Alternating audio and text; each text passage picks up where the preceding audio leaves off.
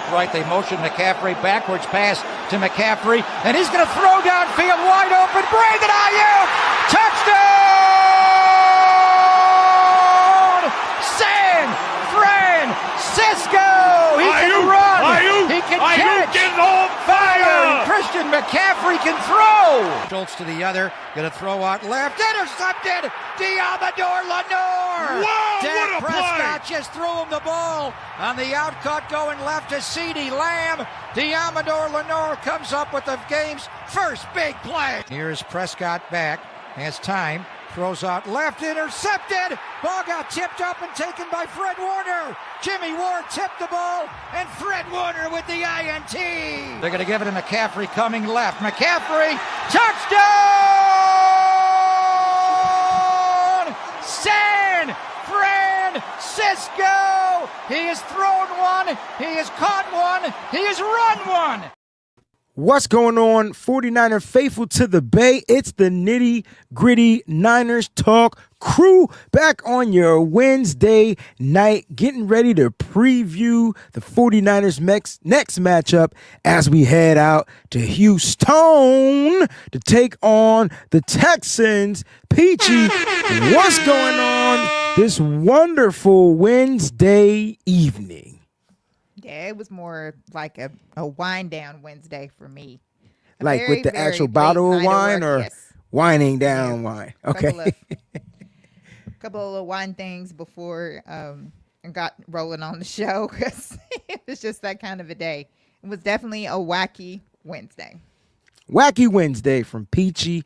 Well, look, we're here to talk 49er football for everybody. So, guys, make sure you guys smash that like button. And before we get into our member shout-outs, I see Big Daddy Niners already in the building. Let's go, Niners. Let's beat those Niner Longhorns. We'll get to that. Make sure you guys smash that like button, all right? It's super important if you're watching live that you smash the like button. All you got to do is click it. You don't necessarily have to smash it, all right? So click that like button. And if this is your first time watching the stream, please go ahead and subscribe. It's free. It doesn't cost you anything but a click of another button, right? So you hit that subscribe button. Now, if you want to support the channel and the things that we're doing right here on the Wayne Breezy channel, which we're bringing you crazy shows, all kinds of NFL, 49er football related shows, then you're going to want to join the Breezy Bunch crew. That way you can take advantage of all the cool perks that we have to offer right here on the YouTube channel. Like, member, shout outs. We're going to get to those right now. So let's pull them up. Big Daddy Niners also said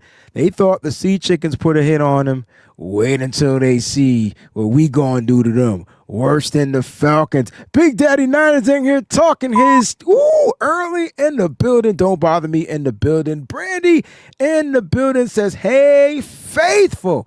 Like she already knows that we are faithful. I like that. That's what's up. Alejandro in the building as well. Peachy, you're in the building, even in the chat. I appreciate that. Like, thank you. Like, way to multitask, right? Shout out to Tanya. I see everybody out there in the chat. Fluffy Ninja, all those. You know, Peachy, I did the BAM show earlier. Mm-hmm. And I don't think people like me anymore. I think there's not going to be anybody in here tonight but the ones that we saw. And it's like I said something bad, and all I was doing was talking about the 49ers technically got two starting quarterbacks. So what do you do with two starting quarterbacks? I thought that was a great show today. You guys did a fantastic job. I 100% agree with what you were saying. I think the thing is what I get aggravated about really quick is like Brock Purdy is a really, really good quarterback. I mean, I'm not even saying that he's not. He's dynamic. He's amazing. You know where I think he's elite, and I'll leave it at that. But we don't have to go into that conversation. But you know what about him that I think is elite? Okay. When he's healthy, he is really, really amazing. The fact that you have another quarterback that is able to continue to bring wins to this football team. You basically have two quarterbacks. That's why I was listening to these YouTube things, and they were talking about where that, the Mac Jones, that they're glad that the 49ers, have him for 2 years and not just 1 year. So because it's not a bad problem to have these two quarterbacks on here. And as long as he's cool with that, and he seems to be having a blast. He was having a blast even before he even started. So I don't think he's going anywhere. I think that some people are looking at Brock Purdy like Tom Brady or something like that, and that's not the case. I do feel like that him and Mac have a lot of the same traits. Okay. And I feel like that as far as on a level, Brock is not that far ahead of Mac as far as, like what I've seen so far. Oh, okay. Okay. They can both quarterback this football team because we've seen it and we know. So what you said was awesome because it's the truth, whether people get mad at you or not. Yeah, like I appreciate that. I think I was more kind of like I was playing devil's advocate basically. Yeah. And I'm pleading both cases for both quarterbacks. Do I think there's a quarterback controversy? No. Do I think there's quarterback drama brewing? Absolutely. Because you got a backup quarterback that's winning. Usually backup quarterbacks win you a game or two. Ask the Vikings. Right. Tell me where I'm wrong. Yeah, you're Ask right. the Vikings.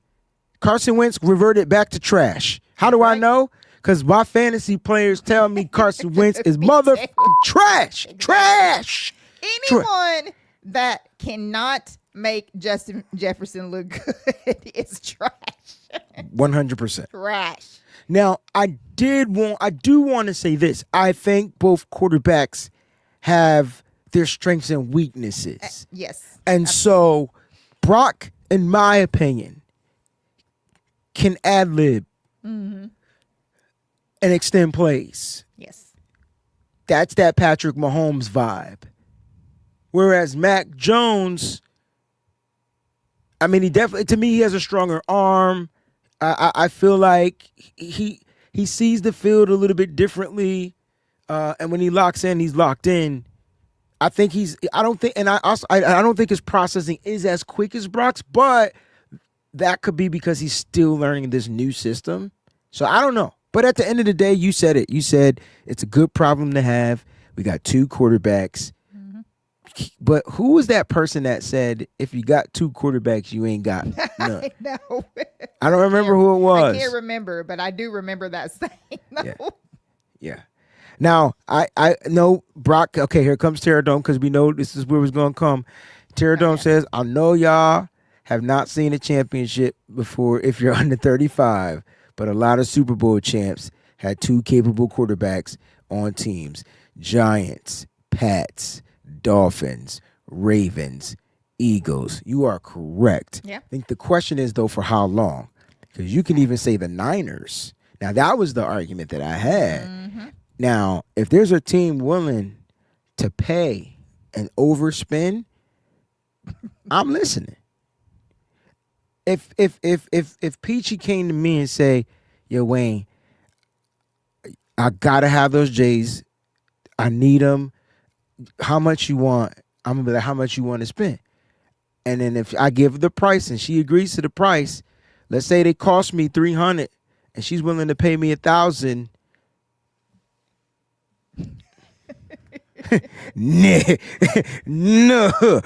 Here you go. I'll ship him to you. Matter of fact, I'll drive him down to Tennessee. You know what I'm saying? I'll drive him down there because I just made $700. So, like, my point is, if the Niners feel like there's going to be a team, now I'm not saying this is going to happen. I'm just saying they can entertain this, and that's what would cause the drama. Is what I mean. So there's always going to be underlining drama, whether it's face front in front of us or behind the scenes or whatever. Because people, you can even say there's drama with the wide receiver position because a lot of people feel like Juwan Jennings is causing drama. And I'm like, what drama? Because he said he had 5 broken ribs. Oh, he lying.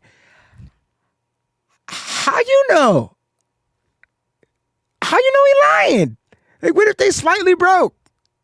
or what's the other word for break? Fractured, which is a break. It's a slight break. It's not a full break. A full break is a full break. A full break is break. And fractured is a slight break. So maybe he had his terminology wrong. Maybe he has 5 fractured ribs. Right. Exactly. You know what I'm saying? But Which still, definitely makes more sense look, as far as it makes sense. But look up the definition of fracture, Peachy. Yes. It's break. Yes. So at the end of the day, he's technically correct. Yeah. He's playing with 5 broken ribs. Another thing is like, if people really pay attention to Jennings out there, like you can tell that he's not right. Like there's you can tell that he's hurt. That's interesting. So just Thank watching you, Oscar. him. Just That's interesting. Watching him when he's out there, you can tell that he's not, he's not the same. I can't,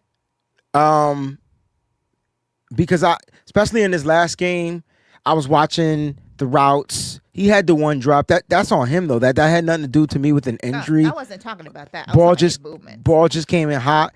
I think he's moving fine. I'm not saying he's moving great, but I think he's moving fine. And Juwan Jennings is an energy guy. Like the moment he catches one, lays the pop down, we're gonna be like, oh yeah, he good, right? But he just hasn't had that moment yet. And I think it'll come.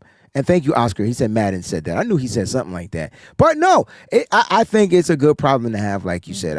Let's get some takeaways from Week 7, Peachy. 49ers, Falcons. What were your takeaways? Like, what's something that you walked away with, like with your chest out a little bit? Know what I mean? No, the way that they pretty much contained Bijan Mustard Robinson. You gonna take my mustard? That was my biggest takeaway. Was that I was shocked. I did not see that coming. I actually didn't see that coming so much that I put Bijan in my starting lineup. I had to give you the bomb. He was gonna carry me. Yeah, I had to throw you the explosive because that's a bomb right there. Because all right, here's the thing: the Falcons came into the game the number 1 rushing offense, and they left the game like they were the number 21 first rushing offense. Like that's how detailed to the script Robert Saleh had his guys playing. So I'm with you. Stopping the run was key, and that's something I felt like that we've been working on all season, right? Like stopping the run. And you know what? For me, Peachy, flip side, we actually ran the ball for 174 yards. Like finally the 49ers run game. So they got back to stopping the run, and we got back to running the football. Yeah. Running the football does so many things for offense, right? It controls the tempo. It controls the clock. You can it sets up play action pass. It doesn't make you one-dimensional. And I thought Atlanta's secondary was pretty good, but I thought the Niners, they took what the defense was giving them. Right. Does that make sense? Like they didn't force passes. Yeah, we had the interception, but it wasn't a forced pass interception. It was a mistake off the hands of Juwan Jennings. Yes. So it just it was, and they put up 20 points. They got the 2 rushing touchdowns. Not only did we rush for over 174 yards, we also had 2 rushing touchdowns. I mean, damn, we haven't had a passing touchdown, PG, in 2 weeks. Yeah. Whew. Gonna be interesting. Great game for the Niners. Great win. Helped put them at 5-2. You know what I like about it? You know what I like the most about winning that game? What was it? Nobody's talking about it but us. That's right. It was not a national publication, except for what's that dude named Marcus Spears? What's that big dude? He used to be on TV. Now he do the games. Black dude. He used to be a defensive lineman.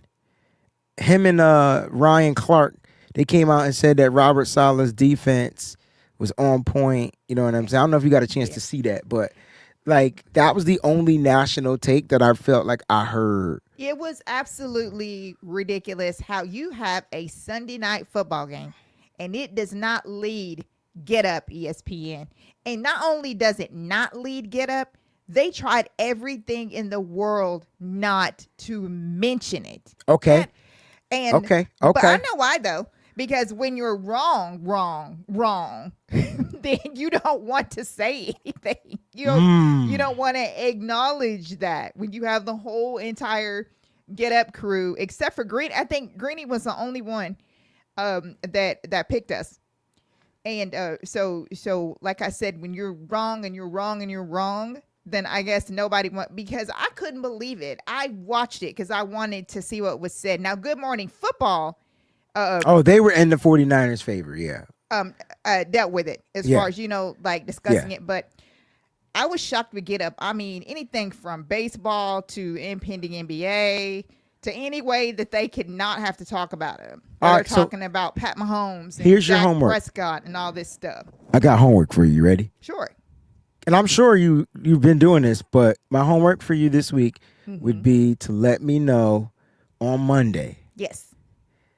If you hear any national takes from that Sunday night football game. Absolutely.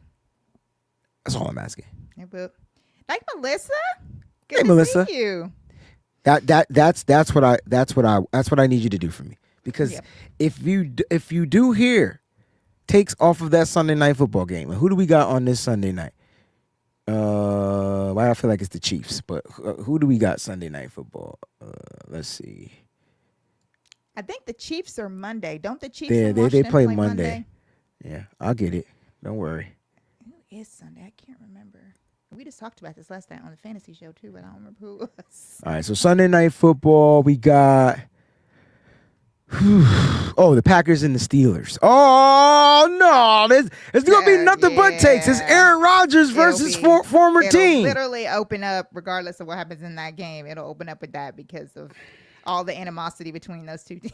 Oh, I don't like anything about Ryan Clark. I mean, Ryan Clark to me, I'm with you, bro. He's fake. You know what I'm saying? Like I get what he's trying to do. He's super fake. Yeah, I get what he's trying to do. So you know what? They're automatically gonna talk about that game because it's Aaron Rodgers. We'll try another week. Yeah. Because they're gonna automatically talk about that game because it's Aaron Rodgers. All right, let's get to some Niners news and updates, man. Christian McCaffrey, NFC Player of the Week. The cat had 201 all-purpose yards.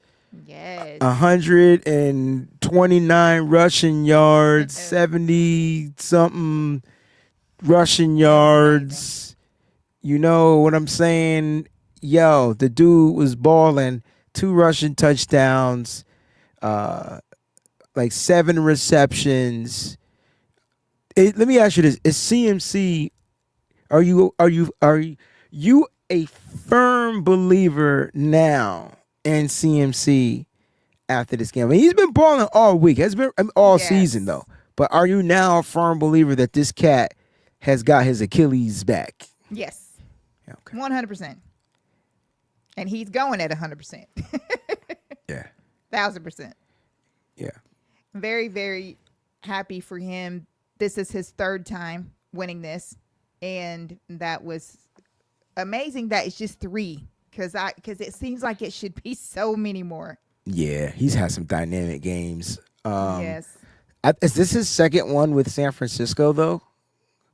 That we'll need to look up. Like because I know he had 3. I think so. Yes. Right. So that means he only had 1 in Carolina, or is this his 4th one? Also crazy.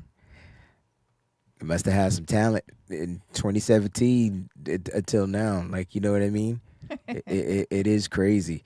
Yeah. That to me, that's, I don't know. I mean, look, I'm just happy that Christian McCaffrey. I felt like he's always been running hard. He's always been, doing his thing, but they've been taking away the run, and so he's been dialing it up in the receiving game, right? Pitchy, Spencer Burford's 21-day window has been open. So Spencer Burford's been back at practice. Any chances that he's going to be activated to this roster with the injury to Jake Brendel? I'm curious to know what you think. Oh, wow.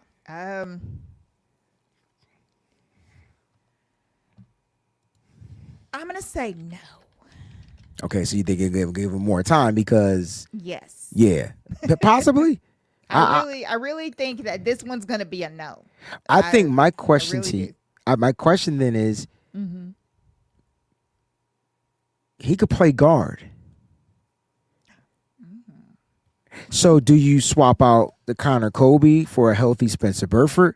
or he has been technically kind of like the swing tackle this year. So, or do you just keep him at the tackle? Like, what are your thoughts on that?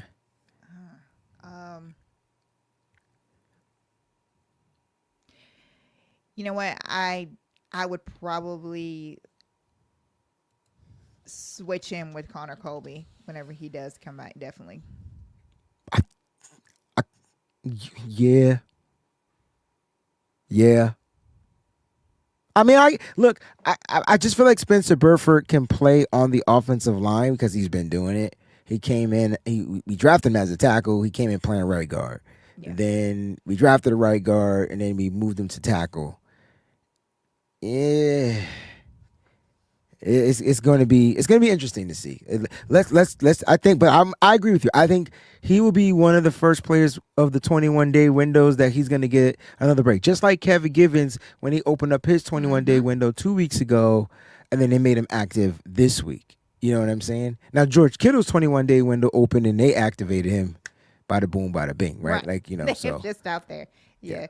Oscar says swing tackle, and he also says Colby and Pooney need those growing pains. Yeah, I agree. I'm all for the young pups. I mean, if Connor Colby is a guard, and so why not just sharpen up the skills that you have and just go through the growing pains? This would be a perfect time to do it. Your starting quarterback's not out there.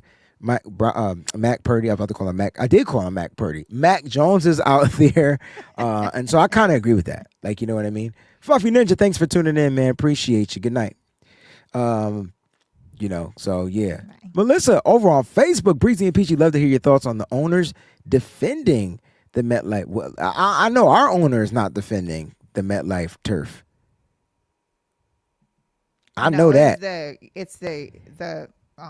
I thought, yeah, they were, I guess it came up in the league meetings today or whatever. They were talking about it, and there are a lot of owners that don't think that that's the problem. And I just don't see how you can be that blind to think that's not the problem. So I'll say this, from an owner's perspective, I'm not an owner, but I'm a business.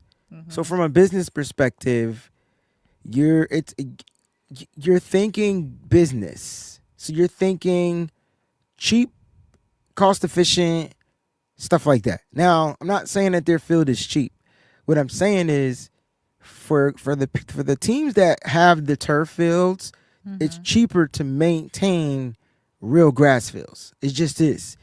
So from their perspective, that's probably why they're going to vote against it. And then they're going to probably try to show several ways how it's not the cause of all these injuries, severe injuries or whatever. Yes. That's just from an owner's perspective. I'm not saying that I'm right. I just feel like that's probably why they're against it. Whereas the players are like, nah, this junk feel like we diving on a bed of nails. We're getting all these burns. We're getting these injuries. Like the impact of the body hitting turf opposed to hitting grass is totally different. Grass gives, turf doesn't. It stays the same. It stays hard. Just it's like, it's not even like landing on a firm mattress. It's like landing on a soft topping on concrete. That's the best way I could describe it. Man. And so you'll see these injuries. I mean, you saw the Mike, I don't know if that was on grass, but the Mike Evans injury when his shoulder hit the ground. Now he had to have surgery on his shoulder, blah, blah, blah. And we're seeing when players hit the ground to start having these injuries, right? And so that's one of the worst fields ever. For us, we definitely we throw a hex on that field, you know, because that took out 2 of our players. Yes. 3 of our players, excuse me. 2 players to ACLs, 1 player to a high ankle sprain. So. Yeah, I'm just nervous because, you know, the 49ers travel there next week. They travel where next week? To MetLife. Oh, to play the Giants. Yep. So I think that's why she's bringing it up too, because they were talking about it on different platforms on national TV about it. Saying no, it's a thing. It's a thing. The owners is cheap. It's cheaper to keep her. The players are like, man, fuck all that. we got to play on it. Owners aren't playing on it. Yeah, you're making a lot of sense. I get it. And I don't agree with it. So I agree with the know. players. I'm with the players on it. I'm pro players. I know me personally, my body belonged on grass. Go dive on some nice grass. Right. And it's still gonna feel weird, but it ain't gonna hurt. Not like turf. No. No. You break a bone if you throw yourself down on turf. You could break a tooth. Turf is like playing on an NBA court with some fake grass and some power pellets. Yeah, some rubber pellets that's supposed to give you bounce. Absolutely. That's what the turf does. Yep. So Leon says turf is more expensive when you consider the lost investments. Yes, but for some reason, the owners don't see that, bro. I don't get it, but we don't know how these contracts are set up to where these injuries are. Like, it's just crazy. I just wish every team just go to grass. Yes, just go to grass. Agreed. What's going on with the team and as far as, let's see, the 49ers, new 49ers minority investor Pete Bringer Jr. and the family approved today. So the team has a new minority investor. So more money. I feel like my teams I like, they're getting new investors in there. Now I'm not sure how many shares he has and how much power he'll have in the what say. But it says minority investor, which lets me know they're not a majority investor. So we'll see. Yeah, right. He probably like Ursher, like one of the basketball players. Yeah, right. Like one of them just stars. Like one of the 12,000 people that are like on the Bucks. Bingo. Because bingo. The Milwaukee Bucks is what I mean. I knew what you meant. There's like 12. Like, I'm serious. There's like 1 billion people that are on that thing. Well, it costs a lot of money to run a team. That's like, true. Back then it was damn near $1 million like to run a team. So imagine if in the 80s, the 70s and the 80s it was like $1 million, $2 million. Imagine what it is now. Right. Yep. All right, let's get to some roster moves, Peachy. Robert Bill Jr. is back with the Niners. We clapping because all he do is get cut. Exactly. Come back, get cut. Now, he's been back with the Niners. They signed him to the active roster from the practice squad. And here's what happened today. You ready? Whirlwind. Niners in this move released defensive end Travis Gibson. So he got released. Well, since he got released, he didn't have to clear waivers. This is all business, right? If he doesn't have to clear waivers, that makes him eligible for what? The practice squad. Right. So, yeah, the Niners did sign linebacker Stowe Blanton to the practice squad, but they turned right back around and said, hey, yo, T. Gip, the new T. Gip, why don't you come sign with us back to the practice squad? He said, hell yeah, he's back on the practice squad. So those are the roster moves, man. Congratulations to these players. Let's talk about Robert Bill Jr. Peachy being activated to the 53-man roster. What does that say to you? Like, why him? And what does that say to you? What do you think he's going to bring this week to for the 49ers? The first thing that it came to me when I heard that was familiarity. And they definitely need all that they can get with this depleted pass rush that we have now. Losing Huff and, whatever. So we just need all we can get. So, having someone who understands the plays, understands what needs to be done out there, I feel like that's going to benefit us a whole lot. I agree. I think he's going to have two roles. Now, I don't believe he is a better pass rusher than Travis Gibson, but what he is he's a better special teams player and he's a better run defender. All right. And so the Niners had a game where they were able to stop the run. And I think that is going to go and kind of like be more of the Robert Saleh's mantra. You got a different set of you got a different linebacker running the green dot. You got the young Tatum Bethune that just loves to play downhill. And so I think having him stopping that run, being the gap and the stop in the run. I think you just bring another run defender in off the edge. If need be, I'm not saying he's going to start, but if he is rotated out there to get a few snaps, that would be good to relieve any one of the other edge rushing players. But I think where the Niners want to improve is on special teams, and they get another good special teams player right there. All right, PG, ready to do this injury report? You're really good at it. All right, so we got the practice report. PG's going to read these things down to you, man. These are the did not practice players and limited players for today. So pay attention. Okay. So what we have is they just screened through here. I'm sorry. Hold on. Almost done. We're coming. Okay, here we go. It'll be back. It's scrolling. It's been a long day, y'all. Okay. Did not practice wide receiver Ricky Pearsall, knee. Cornerback Diamador Lenore, quad. That was a new one. We'll talk about that one. Defensive end Bryce Huff, hamstring. Center Jake Brindle, hamstring. Lineman Ettore Gross Matos, hamstring. Limited. Quarterback Brock Purdy, toe. Cornerback Renardo Green, toe. And cornerback Upton Stout, ankle. All right, some surprises. Let's talk about the surprise. Diamador Lenore, quad injury. Now, it's a quad in the leg, in his quad. I don't know how severe this is. Maybe it's a strain. Yeah. To where it's just a bruise. Yeah, they're definitely playing it down. So let's hope that it's not that big of a deal, because he's certainly not been ruled out of this game yet. For sure. It's too early. So that's definitely promising. The way that I've seen it talked about, like I said, they're playing it down. They must not think it's that big of a deal. So I hope that it's not.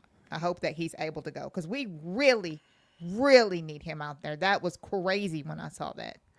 Let's talk about if he's not able to go. Before we do that, let's talk about the limited practice from Renardo Green. That's good news, because yes, we were talking about him having a toe injury. I know they ruled out that it being turf toe, so that was good. Mm-hmm. Do you think that toe injury is going to hinder him, though, this week? And if so, Darrell Luda Jr. is probably going to be the guy to get the start nod. But if Demo can't go, I know. Who we starting at the outside corners, guys? So, like, what are we doing here? Like, I'm just asking. We just having a nice little powwow, and we just asking questions right now at this daggone point. Yeah, so we're asking you guys in the chat as well. Feel free to, you guys know how we do over here at Nitty Gritty. You can put all your thoughts in the chat. I do feel like he's gonna be hindered by it, but I do feel like that he's going to play. I think he might be limited, like out on the field. Like, I think that his snaps are going to be limited. It's weird, because I'm curious to know when the quad injury happened, because he played. In my opinion, he played through the game. Didn't seem to have an injury. I know. Maybe this just popped up. Stuff happens in the game to where it won't pop up till after, like, everything calms down. You know what I'm saying?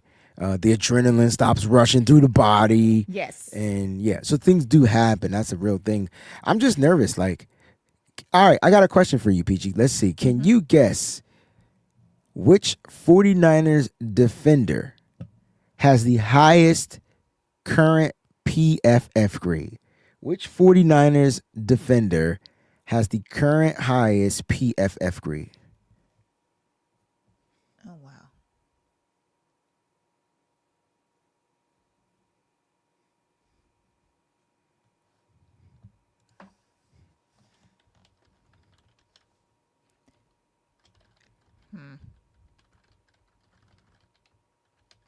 I mean, just take a guess. I was gonna go with Fred. Fred's not on he's not here. Well, I thought you meant like, I'm talking about playing right now. Like, Fred off, he's not year. playing. Yeah. Oh, I got you. Then if it's not Fred, yeah, I guess not here. I guess that makes sense. It's either Demo or it's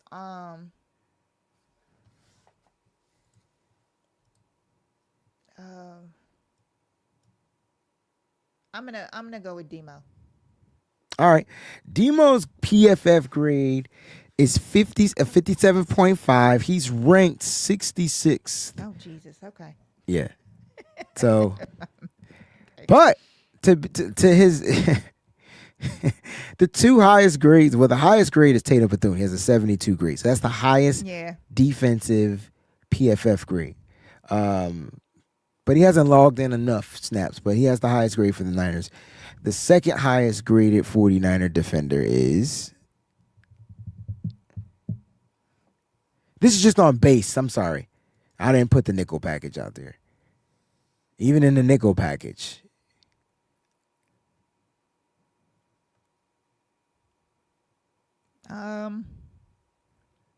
I'll give you a hint. Okay. He's a safety.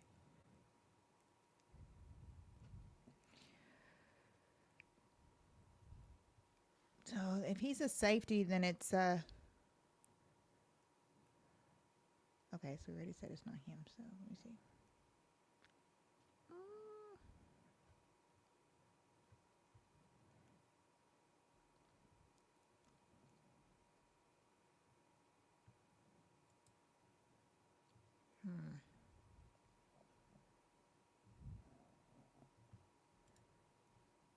I know it's not him, so I'm not gonna say who I was gonna say. Let me keep going.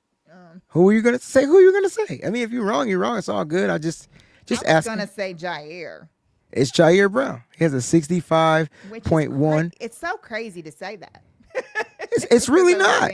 It's really not. I've been trying to tell people that Jair Brown. You have been trying. If his role reverts back to playing the single high guy, which is not. They're interchangeable. So him and Siegel's interchangeable. Right. You know. Now again, guys, this is PFF, and so they factor every freaking snap, every infliction, every penalty. Right. Don't forget the penalties affect their grades, guys. Yes. So we can sit there and be like, oh, it's PFF, they trash for sure.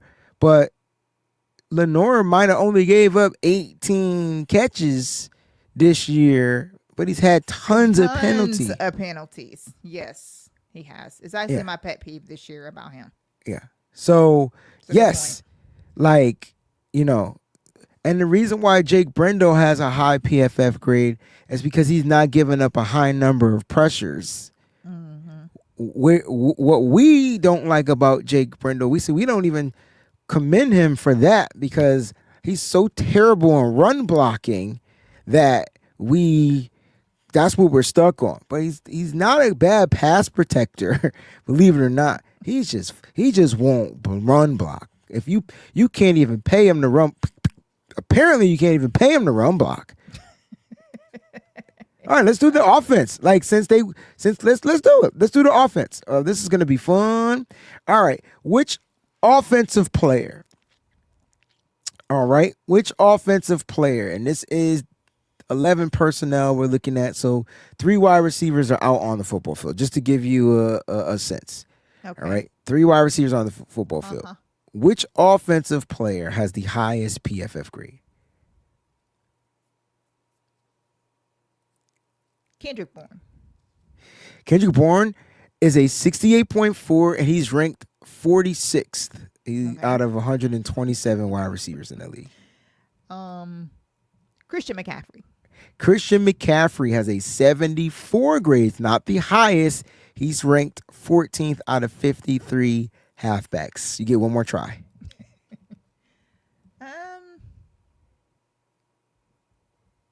I like the guesses, though. Keep them coming, baby. No, I don't. It's probably somebody on the darn offensive line. He said Sky Moore don't count. Sky Moore don't be in the 11 personnel. I'm with you, Leon, but it was a good guess, Chrissy. I'm basing it off of who we're playing this week too. So I'm not even deep into the roster. I'm just going off of our starters. I mean, I feel like it's probably somebody on the O-line. I just trying to figure out like who plays well enough besides Trent to qualify for that. No, I'm just mad at the O-line right now. Well, the one that I've seen talked about the most is probably McKivitz, as far as, you know, his yeah. Colton McKivitz has the second highest PFF grade on the 49ers offensive line. He has a 77.8. He's ranked 11th out of 77 tackles. The number one guy, Trent Williams, with an 81.3. He is the 8th ranked tackle in the league. Yep. So Trent Williams. So the Niners got a couple of studs. The best wide receiver hasn't played a lot of games, so it's kind of say like Ricky Pearsall was definitely giving that Niners offense a little pop. So hopefully they'll get him back. You know what I mean? So it's a lot. Yeah, man. Like, so the Niners have almost 2 offensive linemen in the top 10. They got one. Them bookends are great, but then the interior, you know, and even Hennessy, man. I was watching the film. He gave up the one pressure he gave up was bad. Does that make sense? Like the one pressure he gave up was terrible. Yeah. So it's just that's how they do offensive linemen. They do them. They grade the offensive line probably the worst because they play the most snaps. You know. They play about 60-something plus snaps a game. So just a little fun little exercise, you know what I'm saying? I like that. Going through these injuries is going to be tough because you know, opposingly, I'm looking at the other team. That's why I really did this because I'm looking at the Texans. I'm like, God dang, that defense is tough. That defense is tough. I mean, they got their whole defensive front got 8, almost damn near. Their defensive front up front is averaging, you know what? Let's do the math. I'm pulling out my calculator. All right, you ready? Let's do the math. 91.4. God dang. Plus 83.4. Plus 79.9. Let's just get that motherfucker 80. Plus an 84.7. Divide that by 4. Damn, 85. They got an 85. I got to do ours because this is not fair. So I gotta go back to the Niners and do the Niners. Oh. Okay. So we gave them an 85. People, peep the madness. We comparing the defensive fronts. All right. Damn, I miss our guys. Now we know the number isn't gonna be what it is because we're missing Nick Bosa. Gotcha. All right, here we go. You ready? Did you write down 85? You got 85. Right? All right, here we go. 53.9 plus 58.7. I ain't saying nobody's name. 48.3. Just know I went from left to right. Or right to left, excuse me. And a 60.1. Divide that by 4. Damn. I'll just leave it at this. It's a B to a F. It's a B to a F. That's all. I'm gonna leave it at that. I ain't gonna say the F number. What were them? Okay, you said 53.9, 48.7. 58.7. 53.9, 58.7, 48.3, 60.1. 60. Okay. And here's the cool thing about these little numbers, right? Mm-hmm. None of this shit matters. Because what you watch the Niners do is they play different than what they're graded. Right?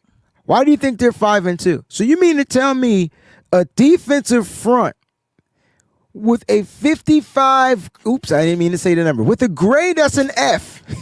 Damn. I could tell by the numbers that it was bad. Like I already knew that it was bad. Right. I mean, I ain't even say the secondary. That's worse. You can tell by looking at it. They're bad, yeah. My point is they play a lot different than how they're graded. See? These are my type of students. No, hear me out. I don't care how well you test. You hear what I'm saying? But show me how well you work. When you go out to this real world, you're not taking tests. That's right. Your test is to do the job. And what I'm getting from the Niners defense is that they're completely like doing the job. It's taking all 11 plus the rotation to do the job. Mm-hmm. And how do I know that they're doing the job? Well, last week they gave up 10 points. And if I look up where the Niners are in scoring, they're a top, hold on, I'm just going to leave it at this. They're a top 10 scoring defense in the NFL. Now, many of those games, they have Fred Warner, and only one that they didn't play without Fred Warner. They only had Nick Bosa and a couple too. But they're losing those top guys. But the last time they played, there was no Fred Warner, there was no Nick Bosa, and they held a team, a high-powered offense, to 10 points. So, you can look at these grades. This is just for fun and exercise. But when you know who this team is, the team has an identity. And you're right, Leon. It is based off. But I didn't want to. What happened? I didn't want to say the number, right? And so yeah, the grades we did based off of percentile. But I didn't want to say the Niners number because it was kind of low. So that's why I said just an F. But I did say the Texans. They got an 85. They got an 84 point. They got an 85 grade. Niners had a 56 grade. So just looking at the defensive fronts, and because in this matchup, as we're about to preview this game, you know, these are some of the things we got to do. Obviously, watch film and things like that. Now, let's take a quick pause before we get into the preview, because I'm excited to talk a little bit about the Houston Texans, you know. But before we get into that, let's talk about power rankings. Now, a lot of people don't give two flying cares about the power rankings, okay, and that's fine. Now, ESPN has the 49ers at 10. First, I got to get your thoughts because we're going to go through 3 different power rankings. So, Peachy, 10, Seahawks 9, Packers 8, Chiefs 7, so off and so off. Are you complacent with 10? Because I am. Yeah, 10's good because what did we say last week? We said that if we beat the Falcons, that we need to be back in the top 10. We will be satisfied as long as we're in the top 10, and we're in the top 10. Okay, stand pat. Now, I'm glad you said remember that because last week we were 11th on ESPN. That's remember? right. Okay. Yep. Now we're 10. So we moved up a spot, moving on up. All right, let's get to the Fox power rankings. All right, Leon, love you, man. Got to get rid of your comment so I can see this daggone graphic right here. Okay, you ready? All right, so the Niners are ranked 7th. So they got the Lions, Rams, Bucks, Packers, Colts. This can't be right because the Colts should be number 1, period. But whatever. Lions, Rams, Bucks, Packers, Colts, Eagles, Niners at 7. How you feeling about this one? I love this one. I agree with you about the Colts. I don't know why the Colts are 5th. That's crazy. But yeah, I do like this ranking better. However, I think Fox out of everyone has always had us ranked higher than a lot of other ones have. Okay. They see the potential. Right. You got potential. Exactly. You got potential. And you got, was that a Geico commercial? I can't remember. That was a commercial with Pinocchio, I think. Or 3 pigs. 3 pigs. I can't remember. But whatever. Yeah. I think, I kind of think 7, because we're 5-2, and we've beaten some power teams. Mm-hmm. Let's see. We beat the Rams. We did lose to the Bucks. And everybody else that we play, we beat. So just beating the Rams, to me, I kind of like, as long as we're in the top 10, I'm kind of Gucci with it. Me too. You know what I mean? All right, let's get to pro football talk. You could do the honors here. Yeah, we're excessively too low. Well, let's look at the teams in front of us. I think we can agree that the Colts, Lions, Rams, top 3. That's cool. Mm-hmm. The Bucks did lose, so I'm glad they dropped. The Eagles, cool. The Broncos, yeah. They had to do everything in their power to beat the Giants. I don't know about that. Yeah, that's definitely not where I would have had them. I think the Chiefs are the hottest team in the league right now, next to the Colts. Behind the Colts. I'm gonna put that behind the Colts. They're starting to rev up. Seahawks are hot. After we beat them, they got hot. Let's just keep it a buck. But we beat them. True. So put that out there. The Patriots have won 4 in a row. I can dig it. I can dig the Patriots. The Patriots should be higher. I think the Patriots should be where the Broncos are. Yeah. Yeah, I agree with that. The only issue that I do have is Seattle, and the reason why is because why? Oh, and also Pittsburgh. Well, Pittsburgh's 12. But let's start with Seattle because they're top 10. So what's your issue with Seattle? Because I feel like that the division leader, especially with our record, should be higher than the Seahawks. Right, because we beat the Rams and the Seahawks. Right, Mhm. right. But then I guess the thing is we did lose to the Jaguars, so that's the story why we're behind the Jags. Yeah, I understand. We shouldn't be, but that's that. But I can understand that more because we did lose to them. Now, should we be? No, we still shouldn't be, especially the way that they looked against the Rams. Like we should not be underneath the Jags. We should definitely be in front of them. No, I agree, but if I can understand why Right, they me got too. us behind them. But the Steelers, didn't the Steelers lose to the Browns? Yeah, this No, who did the Steelers lose to? I don't like that Bengals? at all. I can't remember who they lost to, but they lost, and I was pissed. Right. Yeah. Wasn't So it, we should definitely wasn't be it the ahead of Browns? Pittsburgh. On like early football It's game? probably Browns, yeah. And I would say that it was the Browns, but either way, we should be ahead of Pittsburgh. Oh, it was the Bengals. I can't remember. All I know is Definitely, we I should agree be with that. ahead of And the Pittsburgh. Bills. I mean, the Bills had a bye week. The Bills got plummeled. Who did the Bills get beat by before they went on their bye week? The Patriots. And No, the team after the Patriots. All right, I have to go back. the Falcons. Yeah, they got waxed. Yep. Yep. Patriots and the Falcons back to back. I just feel like having this prime 14th is really like, and I know this is Mike Florio and them bums. Yeah. But I just feel like this is a slap in the face. Mm-hmm. I would love to hear their reasonings behind this. Now I do understand we do understand what the power rankings are here. We understand. Like our team is beat up, battered, and bruised. Like we're missing Pro Bowl, all pro players. Like, right? Like I get it. But at the end of the day, how are the Niners not in the top 10? So which teams we taking out the top? I think the Seahawks belong. I think all the NFC West teams belong in the top 10. Yeah, that's just that's my fine. preference. That's what I think.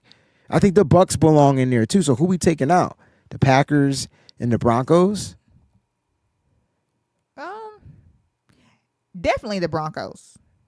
They definitely need to come out of that top 10. And then I would go with. Dang, there's a lot of people that's got to move. They got to sit 14, which means we got to oust 4. No, 4 I mean, teams. I'm okay with jumping ahead of every team to put us in the top 10. I believe the Chiefs belong in the top 10. I believe the Eagles belong in the top 10. The Broncos don't. I don't trust the Packers. Don't the Packers got a tie? Their win percentage is higher than ours because they got that tie. Yeah, that's right. So we can oust the Packers. We can oust the Broncos. We can oust. And so that takes 2 teams out of the top 10. Patriots can stay 10, and the Niners move to 7 and 8. Do you have the Niners in front of the Seahawks, right? Yes. Yeah, so 7 or 8 will You're be right. where the Niners 7 are. or 8. Yep. Mm-hmm. Just like where Fox has us at. Just like where Fox has That's us. it. Yep. Yeah. Full circle. I could dig it. I could dig it, man. You know, I could dig it, man. So those are this week's power rankings. We'll get back to them next week. Here we go. 49ers versus Texans. Now the Texans are favored by 1.5 points. What the hell? Because they're at home. So they say that whenever you're the home team Oh my God. and you're favored by less than 3 points, because they automatically give you 3 is what they normally do. So when you're only favored by less than 3 points, then that means that it's pretty much even. Right. Yeah. Okay. I'll leave it alone. Yeah. I'm not going to go. All right, the history of these two teams, man, they've played several times. Niners lead 4-1. The last time the Niners played them, they won. All right, that was 2021. January 2nd, 2021. Niners won 23-7. All right, here's some key stats. All right, the San Francisco 49ers offense, they have the sixth best offense in the league, averaging 366.6 passing yards per game, 271 passing yards per game, and they're ranked first in passing. The Niners are ranked first in passing, and then in rushing, they're ranked 25th. They kind of got like their first explosive run game this week, but we were ranked 30th last week, so we moved up 5 spots after that big game. You know what I mean? So that's the Niners offense as far as rankings. And when you look at the Houston Texans, I mean, it's kind of like identical. Yep. You know, they like to throw the ball, and it makes sense. They run the same type of offense, sort of, kind of. Yeah. I think. You know, and so the Houston Texans. Let's see what I have. I wish I had these in notes. Oh, you know what I could do? I'm so smart. Shout out to StreamYard with a new freaking feature. You guys got the ticker? I got the notes, Mickey Ficky. All right. Here we go. So the Texans offense, though, Peachy, interesting. They're ranked 23rd. All right. 304 yards per game. They're 23rd in passing, 198. We know their offensive line struggles, so you can probably give us some tips on Niners defense with that badass defensive line. And they're ranked 18th in rushing, 106.2 yards per game. So those are your offenses. Defense, Niners ranked 14th overall. They are 18th passing defense, 13th rushing defense. So their rushing defense boosted up big freaking time. And here's what I like the most. 7th in points allowed, 19.7. So they have the 7th scoring defense. But here we go. You ready? They're going to be playing against the 4th best defense in the league. They're only giving up 274 yards per game. It's kind of like what we average offensively in the air. Well, we average more than that, but I'm doing in the air. So air 179. We beat that average, but they're ranked 5th. Their passing defense is ranked 5th. Their run defense is ranked 10th. All right. And they are number 1. They have the number 1 scoring defense in the NFL. This team has given up on average. You ready, Peachy? 14.7 points. Now, the Niners average 20.8. 6 points over their average. So the question is, the Niners just got to get to 20. Right. Well, let's see what they average. The Niners got to get to 24 because they average 21. So you got to outscore them. So the Niners got to get to 24 points. Whew. 14 points they gave up to the Rams, 20 points to the Bucks, 17 points to the Jags. They lost all 3 of those games. But then they had a game where they gave up 0 to the Titans, 10 to the Ravens, which are their only 2 wins. And then they turned around and gave up 27 to the Seattle Seahawks. All right. So boom, boom, boom, boom, boom. Put the numbers together. That's where they're ranked. But what are your thoughts? Just looking at these statistically, from a statistical standpoint, who do you feel is the more dominant team? I still feel like that the 49ers are the more dominant team. Regardless, I feel like that the Texans have a really, really bad offensive line. Even worse than ours.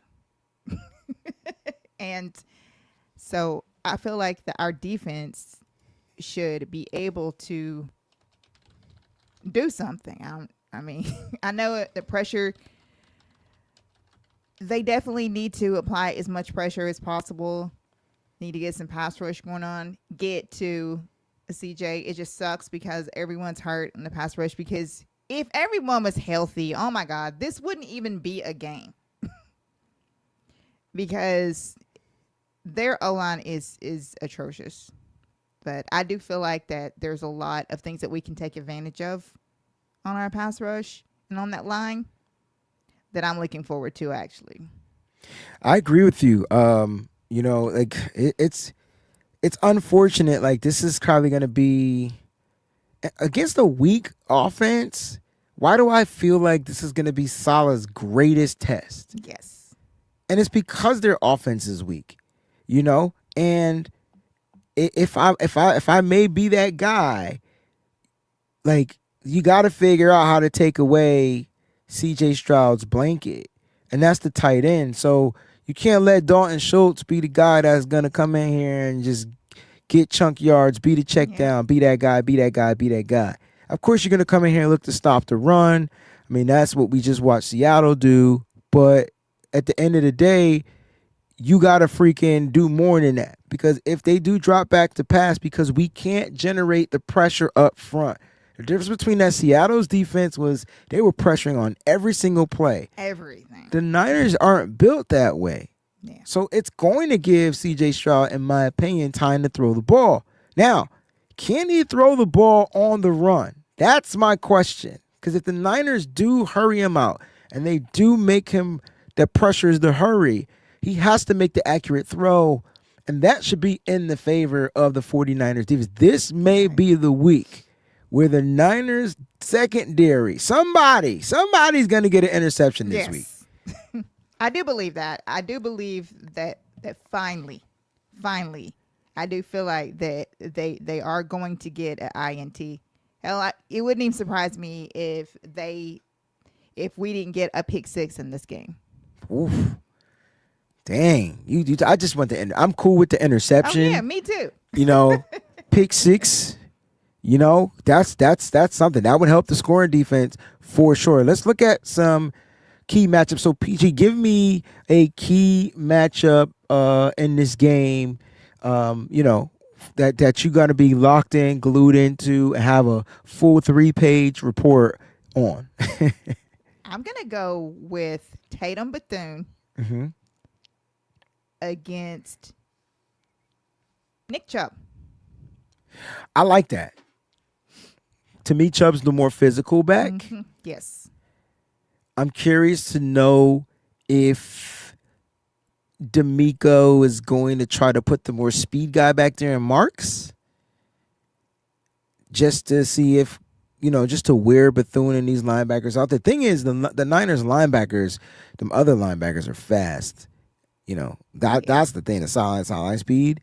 But Chubb versus Bethune, I'm gonna say this, and I watched Nick Chubb take Tyler Algier out the game. Mm-hmm. Like, yeah. So I don't think anybody's up to test with Tatum Bethune. Like, he took a physical running back and knocked him out of the game. Literally hit him so hard he got injured. So give me Chubb. He might not want to smoke because Tatum is going to hit him. So I like that matchup. I really do. I like that matchup. You know me, I'm going to stick with my matchups, and you're not going to like it, but it is what it is. It's Dalton Schultz, and it's going to be Marquise Siegel. At some point, he got to get one of these. It's got to go in his favor to get, one of these tight ends. Yeah. Get the best of one of these tight ends. Now, Schultz is a lot bigger than Siegel. Siegel does play big. I'm curious to see if we'll try to rotate more Jair Brown as the deep guy because he's the bigger safety, and then let Siegel play down in the box to be the run guy, or Malik Mustafa, who's, getting back into whatever just to play the run support. But it's safety, tight end, and they got a good tight end. So this ain't no regular Joe Schmo tight end that we don't know, or some rookie, whatever. Nah, Dalton Schultz is an OG. Matter of fact, out of 76 tight ends, he's ranked 11th. So let that sink in. Yeah. So he is. I think that one of the biggest advantages that the 49ers are going to have is we are not going to have to deal with Nico Collins. So Nico Collins suffered a concussion on Monday. Now, he hasn't been cleared. I don't know if he's been ruled out yet, but I don't think he's cleared the concussion protocol yet. So they are probably going to be without Nico Collins. So, yes, that's a huge favor Yes, it is. for the San Francisco 49ers because now the wide receivers are the 3 Iowa State guys. Now, look, I like all 3 of them. Xavier Hutchinson, Jalen Noel in the slot, and I love me some Higgins, Jaden Higgins. Now, they haven't done anything to prove themselves, but I feel like it's going to be damn near even advantage Lenore on Higgins. He's going to probably have the big guy. Mm-hmm. You put Green on Hutch, and then give me Chase Lucas, baby, or I just need more Lucas, man. I'm all about the Lucas films. Too. Give me Lucas on Noel. Mm-hmm. You know, I'm cool with that. Now, Ms. Sin says that Schultz is questionable. So the key is he practicing? And what's his status at practice? If he's limited at practice, okay. He's limited. Yeah, so that's why he's listed questionable. Mm-hmm. 9 times out of 10, he's going to be out there playing. Right. Yeah. I haven't heard anything. Actually, the Texans fans were talking about, the National Tight End Day that's coming up. Remember, it's not just National Tight End Day for Kittle. It's National Tight End Days for all the tight ends around the league. So. It's Kittle's Day. He created it. It's National Kittle Day. That's what we should call it. No, I'm just being a homer. No, you're right. You got to pay attention to all of the tight ends. Mm-hmm. This is that week where so my theory is the Niners don't generate the pressure. I don't know if the Niners are going to blitz like they did last week. I would, because force CJ Stroud to make a play. Yep. You know what I mean? Force him to be accurate. For some reason, he's struggling this year. Plus the offensive line. If we're talking about how bad their O-line, we're talking about how bad their O-line is, but our defensive line isn't the defensive line that started the season. Right. That's what I'm saying. Like, I wish it was, because if it was, like I said, this wouldn't even be a game. Yeah. you got to blitz. I don't think they have, number one, they don't have Nico Collins. You ain't got to man up. You could play predominantly 98% zone in this game if you want. You know what I'm saying? And force the offensive line to make mistakes. I'm thinking 5 sacks in this game from a fired up, charged up. Okay, here's my sack predictions. Williams gets a sack. Okuanu gets a sack.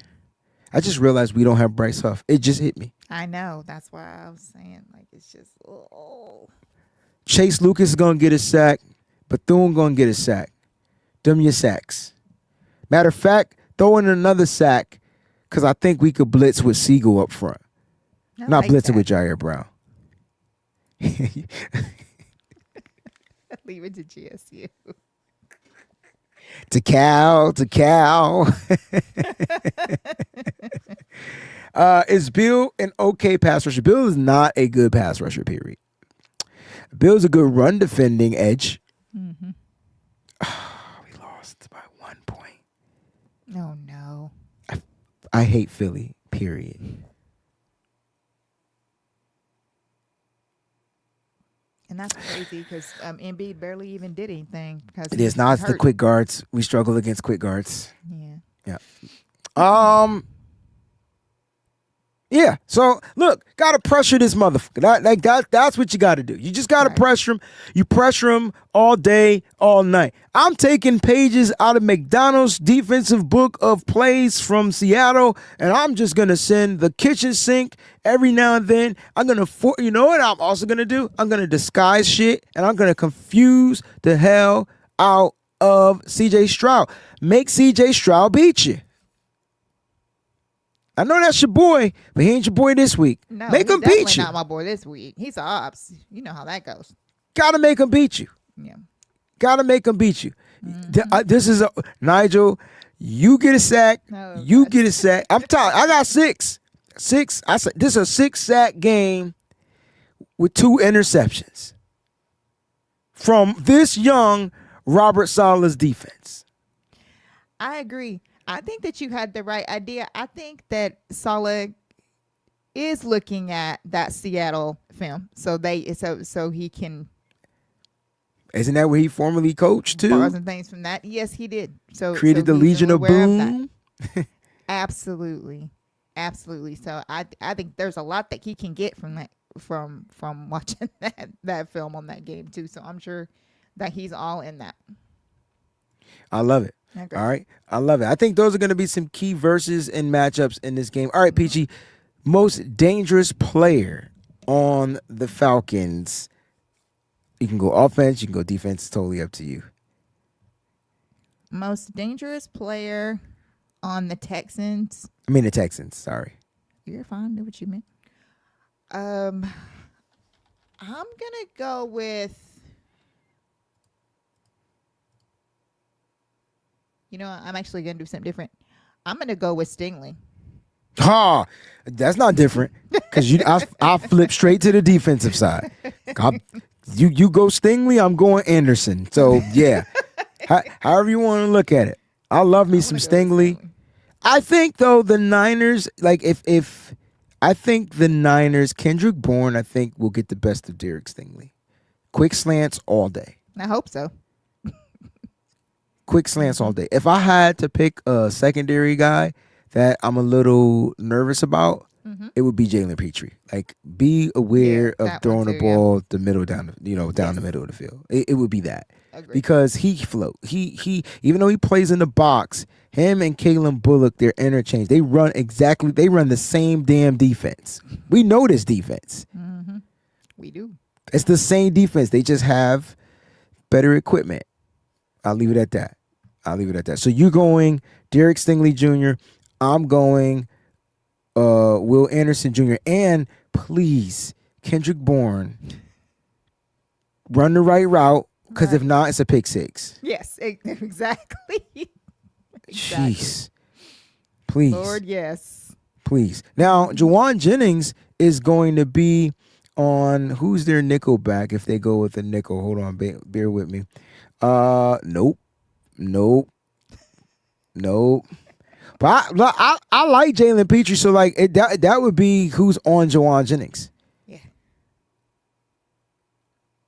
I think Jennings could get the best of that dude. Force Petrie to be physical and get the best of him. Okay. So I like the matchup. I'm not gonna lie. Yep. I like that matchup. You know what I mean? it too. There will be no Isaac Guerrero appearance in this game unless there's an injury. And we don't want any injuries. Right. Period. No more. Shoot. All right. Breakout 49ers offensive and defensive players from Peachy. Who you got? Score predictions and we out. Offensive player, George Kittle. He did not have a reception in this game. That will not happen in this game, especially on his holiday. I look for him to be used early and often and for it to be his day. I agree with that 1,000%. I think my offensive breakout play, I'm going to be different because you say Kittle. I'm hoping they get Ricky Pearsall back this week, even though he's not practicing. So we got to, if you're going if you're going George, I think Juwan. I think it'll be Juwan. I think Juwan's going to remind the faithful who the fuck he is this week. I like it. It's all about physicality. Their defense is going to play physical. So what is that going to force Jawan Jennings to be? More physical. Exactly. Remember that Cardinals game? Yep. Think that. Only thing is, Jawan, don't get ejected this game. Please. Don't get ejected. All right, drop y'all score predictions in the chat. Peachy, we got to do some score predictions. It is time. Click, click. Woo. Woo, wee, baby. Where we going? Where you going with your score prediction here? I'm going 23-17 49ers. Okay. 23-17 Niners. I'm going got to get to that 20. They got to get to 23, 24. I'm going 24.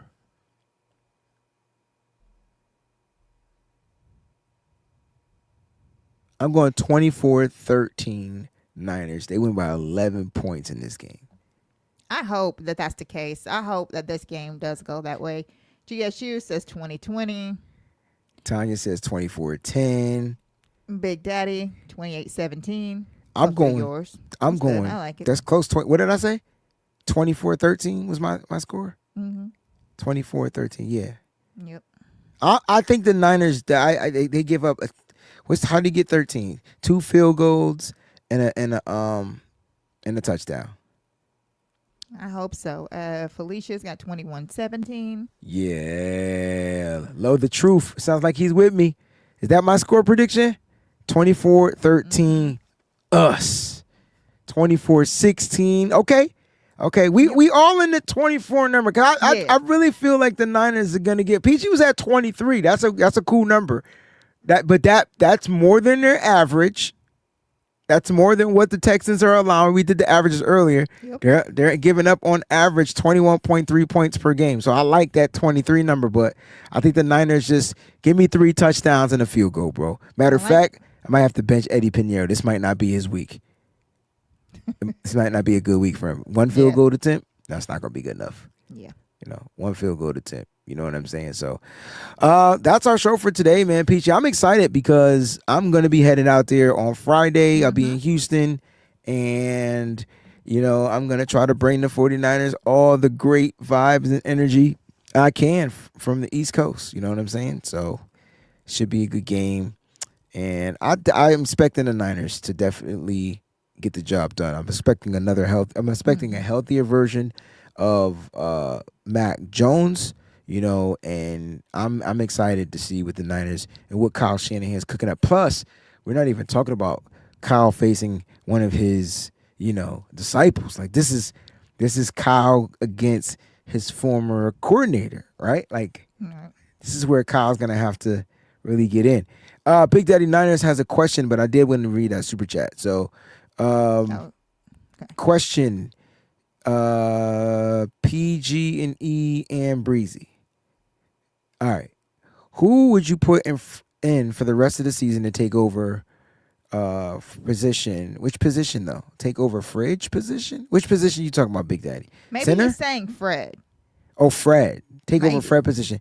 Well, we did that already. And who do you think would be at least 60 to 70% good enough to help hold the Niners defense down? So right now, if you're talking about Fred's position, it's Tatum Bethune. Yep. I've seen enough from Tatum Bethune. So Trill Burgers, I'll be there for sure. I've seen enough of Tatum Bethune. So I think Bethune definitely holds it down. 1,000%. X-Men, what up, baby? He says, with Kittle returning, opposing defenses will anticipate the play action, which allows the run game to open up. And the Niners ran a lot of 12 personnel in that game. It was a lot of George Kittle and guess who? Luke Farrell out there. So with Kittle out there, it opens that, like the play action you were talking about. Kittle only saw 3 targets, but they had the blocking from Luke Farrell. So Kittle and Farrell blocking is a whole nother dimension. This makes sense why they went after free agent Luke Farrell and gave him all that guaranteed money, because they knew they had George Kittle. Luke Farrell and Kittle blocking is ridiculous. It's like Terminator 1 and Terminator 2 out there, like in the blocking game. So you're 100% correct. And like I said, whoever's going to be covering George Kittle, good luck. Good luck. Ain't gonna be that small ass Kalen Bullock, because Kittle going. Woof. I just can't wait. Like, you know what I'm saying? Like, this is gonna. I'm with you, Peachy. I think it's gonna be Kittle and Jennings. I think that most 2 physical players on the 49ers offense, those 2 guys plus Christian McCaffrey, it's gonna be a dangerous game. You know what, Briscoe? I would love this. I wouldn't be surprised if this happens. God, I would love this so much if we just went in there and dominated like that. I wouldn't be surprised if this happened. I'm going to be honest with you. I wouldn't be surprised if 31, 34, I wouldn't be surprised. Yep. I wouldn't be surprised if this game is 34-3. Hey. It would shut. It wouldn't shut everybody up because they're gonna be like, "Oh, it's the Texans and their offensive line is trash." And there's no Nico. No, they don't have Nico. You know, I'm doing it for real now. But yeah, it'll be all the excuses in the book, right? If we went out there and dominated. But for me and Peachy, if we go out there and dominate with all of our missing players, I'm talking sure 100%. 100%. Anyone that is going to be at the Houston game, Breezy will be there along with 49ers Rush, so be sure and come out. Frank Gore is also going to be the special guest. So they're going to have congratulations to Frank Gore too, right? Fun. Yes. Yeah, yes. Congratulations, Frank Gore is one of the finalists, right? 52. He's 52 number 52. left. Okay, so he's not a finalist, but he is a finalist. I don't know. He's made it past to the next level. There's next different level. finalist levels, apparently. That's what I was trying to get an understanding about. So yes, he's plowing on through. Real quick, do you think that he's gonna be first ballot? Because I do. Nah. Who else on that list? There's a lot on that list. I mean, as far as running backs, they break it down to positions. Oh yeah. Yeah. That's what I meant. I don't have right. the list in front of me. Who he has on there? Let me see. Let me scroll down real quick, and I can give it to you. And that's 52 people you got to go through. So, if there's, I can't think of what other running backs may be on there. But if you said some names, then it's like did he outdo that running back? Outdo that running back? You know what I mean? I mean, there's so many records. There's,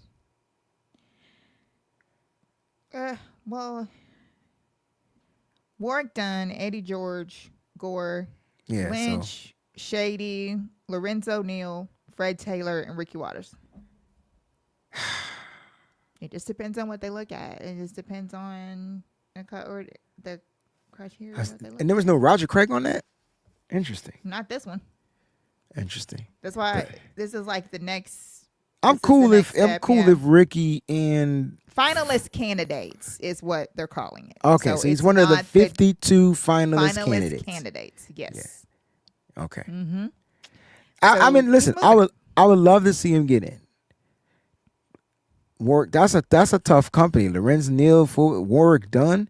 That's a Me tough. Me too, Sin. 100%. We will also be going. That's a tough company of running backs. Damn. I mean, I think he should. 100%. I don't know if they're gonna vote him to be. He's definitely done enough. Now I know he's played the longest, the Super Bowl wins, and all that. Yeah. But there's people that are in the Hall of Fame that get first ballot that didn't win a Super Bowl. So but do they have all pros? Do they have? You remember all those things outweigh stats. Right. I mean, if he, you know, Ricky Waters doesn't have the body of work. I agree with that. Like it's gonna be tough for Ricky to get in. We'd love to see it though. Ricky does have the Super. He has the Super Bowl win though, so it's gonna be interesting. All right, guys, thank y'all so much for tuning in. We'll be back next Wednesday night. Make sure you have this locked in on your calendars. If you are here watching on YouTube and not watching on X, make sure you set your alerts to all so that way you don't miss an episode of Nitty Gritty Niners Talk. It's your boy Breezy Peachy, and we will see you guys next week. Keep it nitty gritty. Hey. Breezy, gritty, this that Niners Mo's talk. nose. Peachy, this that Niners it's about that time, everybody turn your TVs on. The Mo's knows Peachy, Breezy, and Fair to God. They keep it nitty gritty when they bring you Niner Talk. We two gorilla silverback, silver You know hawks. it's busting the discussion cause we get it in. Every time you know we grinding, I was 8 to 10. We always play to win. The faithful going hard. It's Wayne, Breezy, Peachy, Mo's nose, and Fear to God. Let's get it.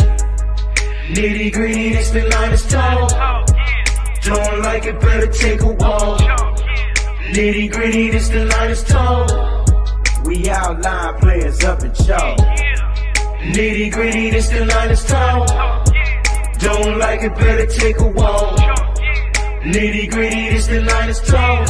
Niners talk. Nitty gritty, it's the Niners talk.